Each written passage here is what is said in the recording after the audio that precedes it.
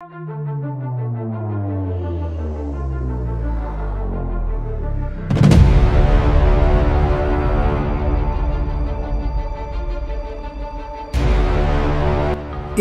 বাংলাদেশ সেনাবাহিনী নিয়ে বিভ্রান্তিকর ও মিথ্যা তথ্য ছড়াচ্ছে ভারত।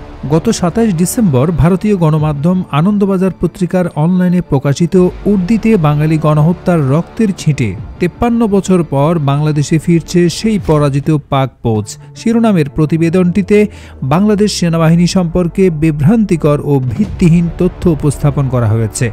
বাংলাদেশ সেনাবাহিনী পেশাদারিত্ব, নিরপেক্ষতা এবং আন্তর্জাতিক সহযোগিতার নীতিতে অটল। নিয়মিত কার্যক্রমের অংশ হিসেবে বাংলাদেশ সেনাবাহিনী বিভিন্ন দেশের সশস্ত্র বাহিনীর সঙ্গে বন্ধুত্বপূর্ণ সম্পর্ক বজায় রাখে এবং পারস্পরিক বোঝাপড়া ও দক্ষতা বৃদ্ধির জন্য ছাত্র বিনিময় ও প্রশিক্ষণ সহ বিবিধ সহযোগিতামূলক কর্মসূচি পরিচালনা করে। পাকিস্তান সেনাবাহিনীর কোনো প্রশিক্ষক দল বা প্রতিনিধি দলের বাংলাদেশের কোনো সেনানিবাসে প্রশিক্ষণের জন্য আসার কোনো পরিকল্পনা নেই।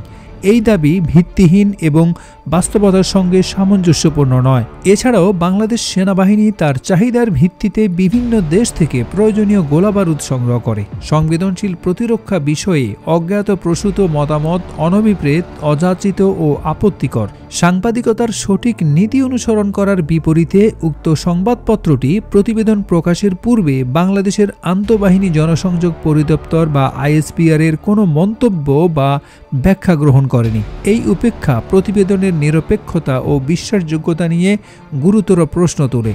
বাংলাদেশ সেনাবাহিনী তথ্যের স্বচ্ছতা ও সঠিক তথ্য প্রচারের প্রতি প্রতিশ্রুতিবদ্ধ। গণমাধ্যমে কোনো প্রতিবেদন প্রকাশের পূর্বে নির্ভরযোগ্য সূত্র থেকে তথ্য যাচাই করতে বিনীতভাবে অনুরোধ করা হচ্ছে। আন্তঃবাহিনী জনসংযোগ পরিদপ্তর আইএসপিআর শনিবার গণমাধ্যমে পাঠানো প্রতিবাদ লিপিতে এভাবে তাদের বক্তব্য তুলে ধরে।